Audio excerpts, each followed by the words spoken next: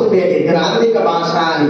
ఆ గ్రాంధిక భాషను వాడుక భాషగా మార్చి ఆ తెలుగు భాషలో ఉన్న అందాన్ని మరియు దాన్ని మాట్లాడటం ద్వారా, వినడం ద్వారా మనకు కలిగేటువంటి ఆనందాన్ని తెలియజేసిన మహానుభావుడు పిడుగు రామ్మూర్తి పంతులు గారు. కాబట్టి ఆయన యొక్క జన్మదినాన్ని మనం తెలుగు భాష దినోత్సవంగా జరుపుకుంటున్నాం.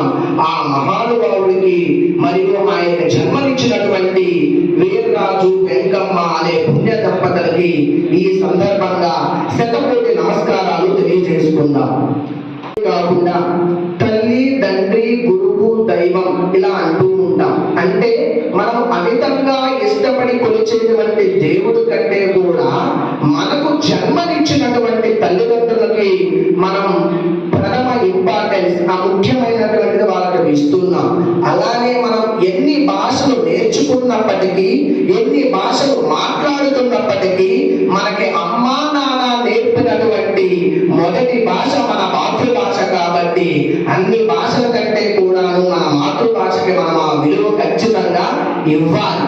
ఎందుకంటే మన భాష మీద మనకు పట్టు ఉన్నప్పుడు మాత్రమే మనం పరాయి భాషలో కూడా ఆ పట్టు సంపాదించుకోవచ్చు.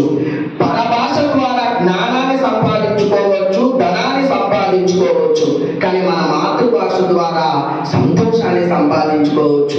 మీరు పాట 35 మార్కులు సంపాదించే సబ్జెక్టు కాదు, మన జీవన విధానాన్ని, మన జీవన శైలిని ప్రపంచానికి చాటి చెప్పే సంస్కృతి అని మీరు తెలుసుకుంటే తెలుగు భాషలో మాట్లాడండి, తెలుగులో ఇంకొంతమందిని మాట్లాడించండి, తెలుగులో కూడా చదవండి, తెలుగు ఇంకొంతమంది చాలా చదివించండి.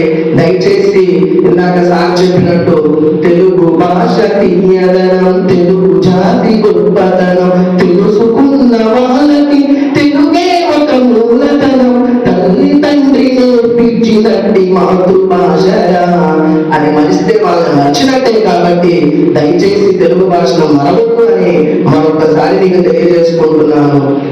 ధన్యవాదాలు.